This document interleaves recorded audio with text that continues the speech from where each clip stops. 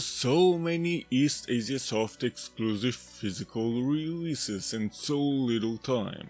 And no, I don't have every single one of these releases, mainly because I was rather late to the party. What should I play? I have had an eye on this one for a while, so yeah, let's do this.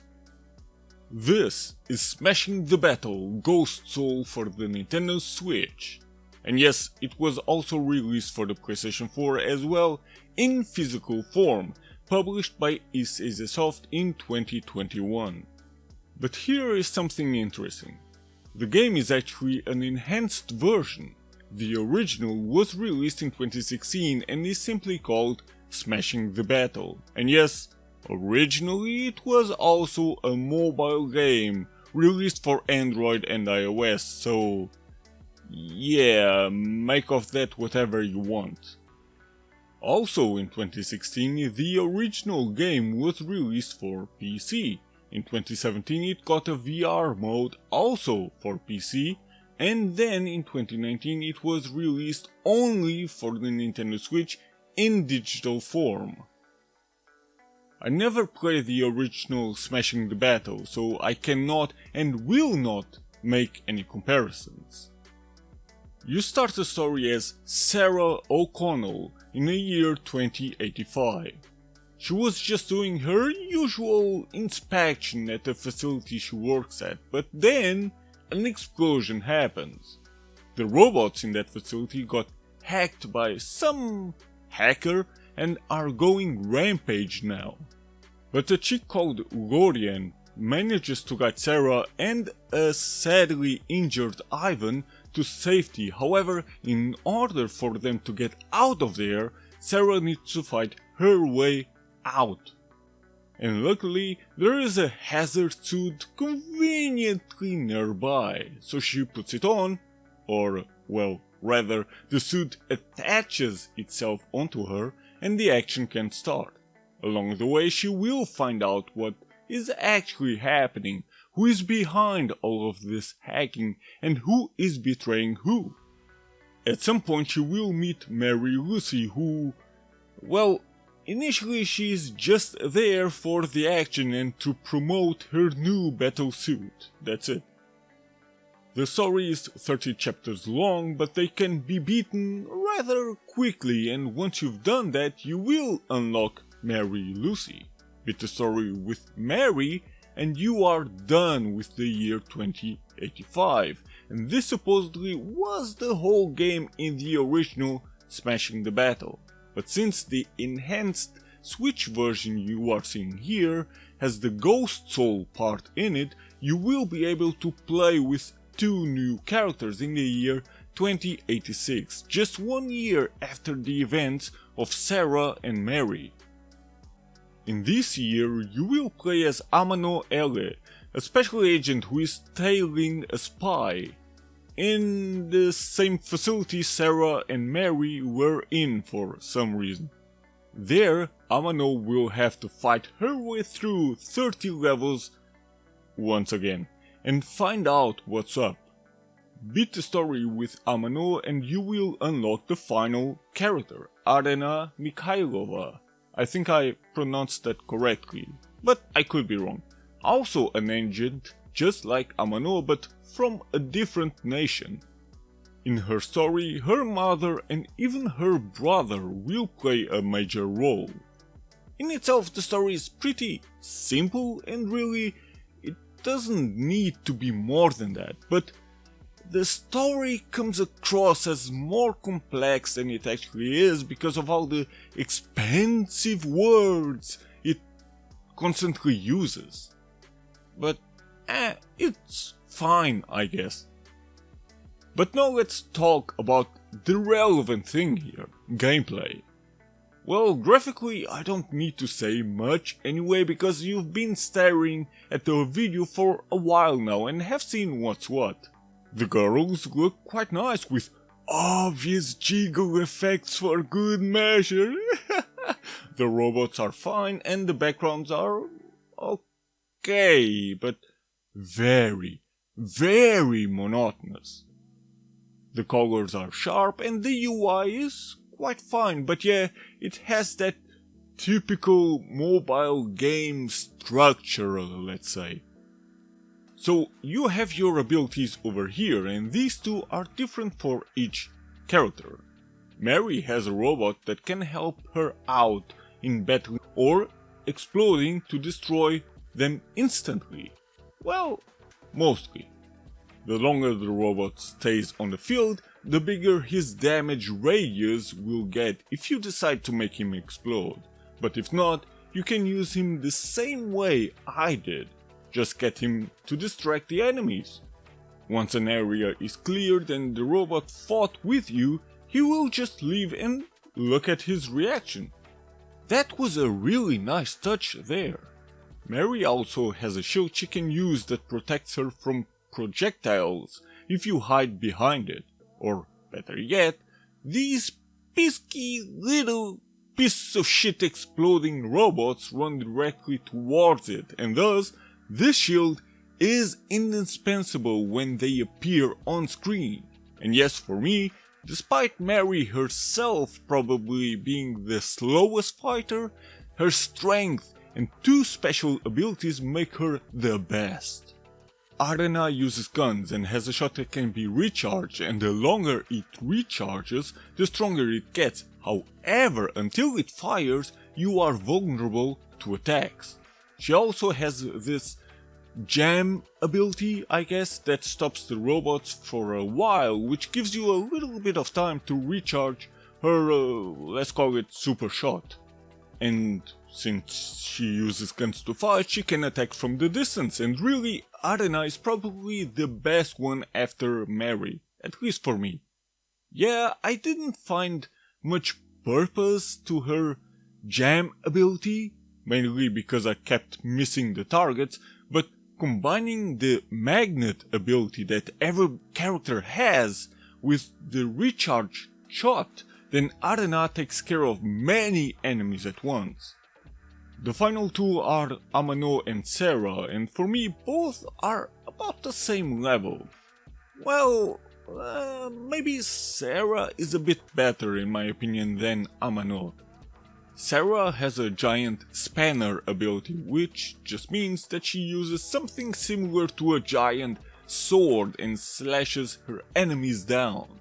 Combine it with the magnet ability and you will get rid of a lot of enemies. Her mine ability is also quite fine. She lays a mine on the ground and it explodes once anybody walks over it, and for these pesky little pieces of shit exploding robots, the mine is a big help.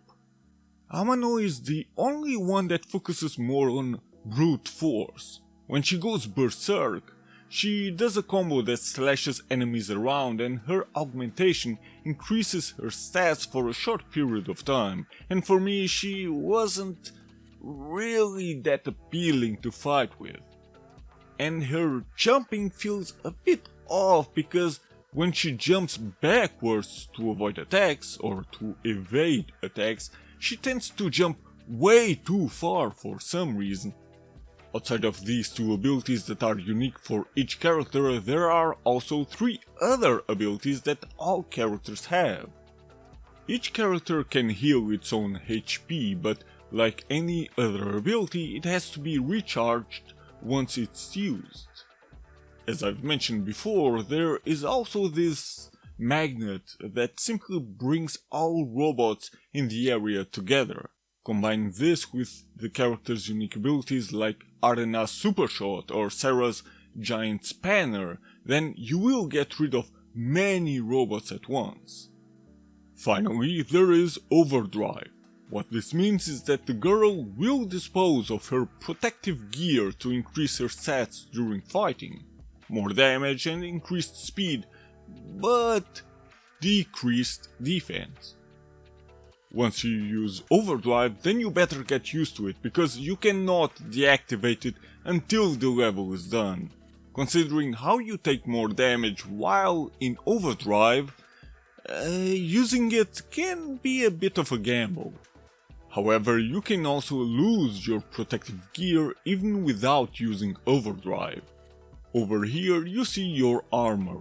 If you get hit too much and the number hits 0, you lose your gear, which means you take more damage and cannot use certain abilities. But don't worry, after a while your suit will repair itself and give you your armor back. And oh yeah, there's also SP.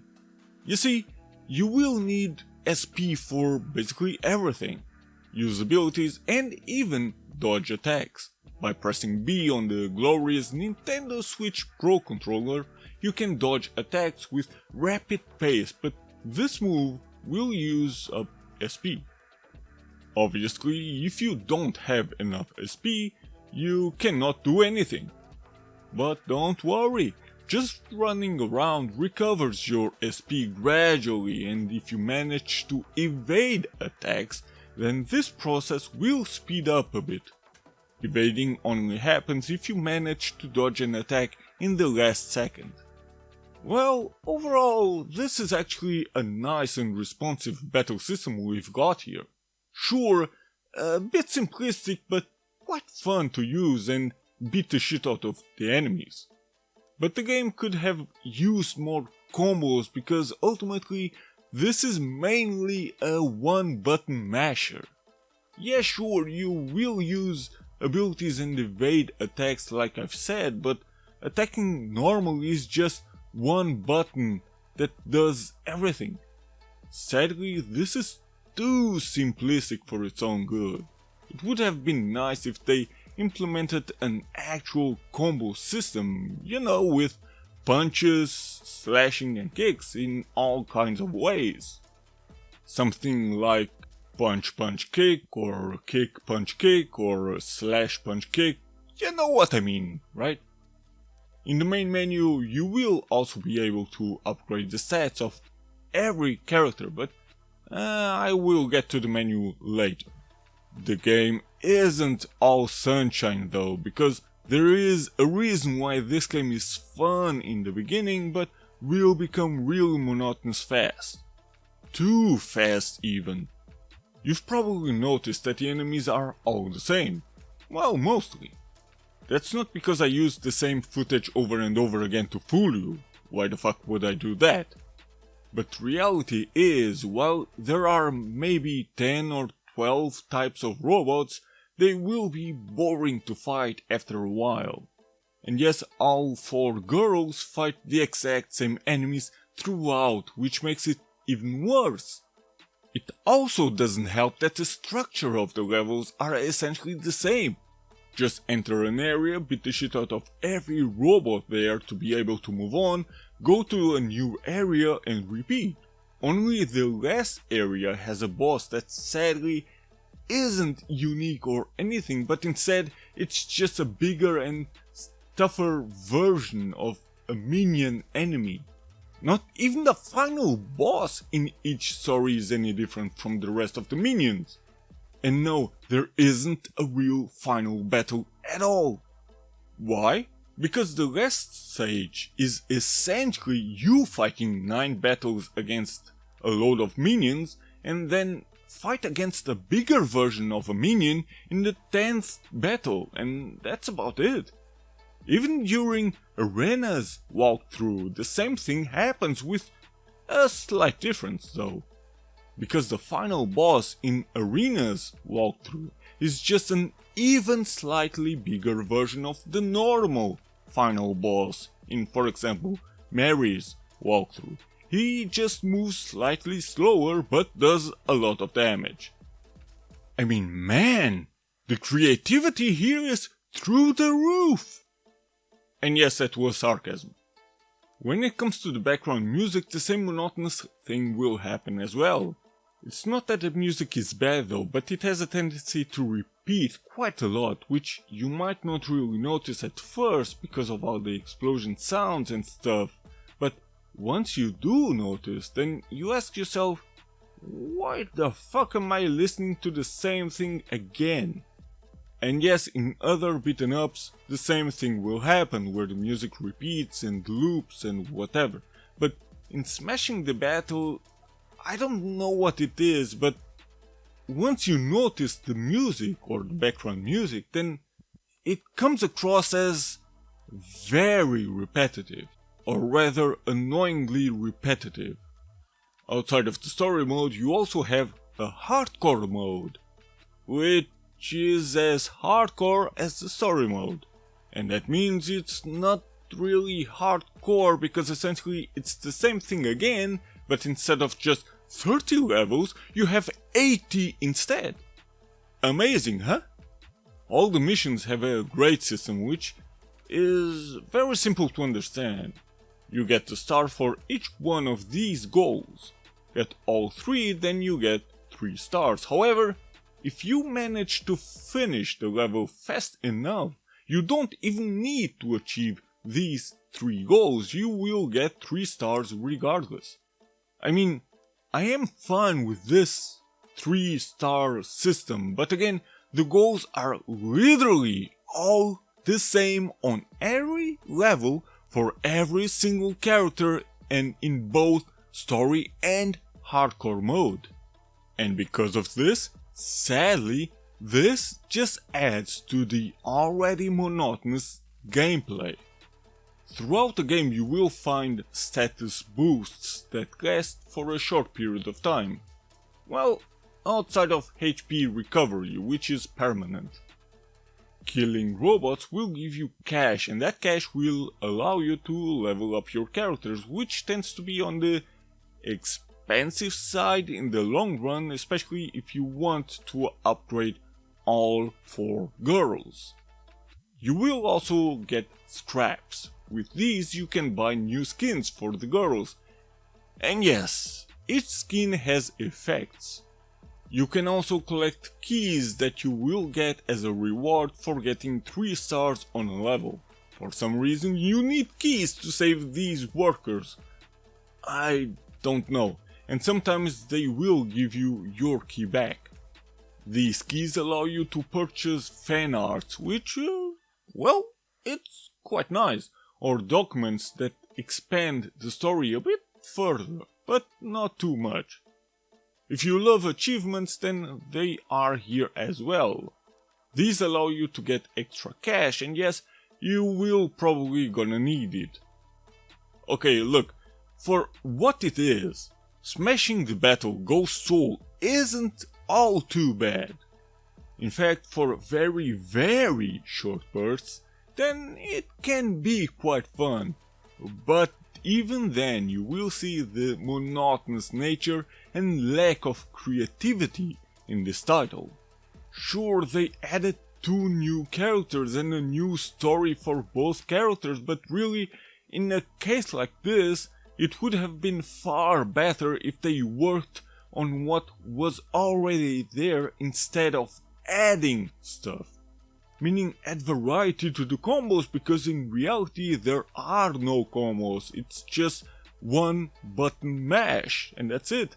Add variety to the background music, and backgrounds, especially the backgrounds, don't make it as monotonous. Add variety to the enemies as well, and add an actual final boss which is different for every girl and stuff like that. I mean, if you want to see half-naked chicks with acceptable geophysics and a decent battle system, then you are kind of in the right address here. But if you want anything more than that, then really look elsewhere.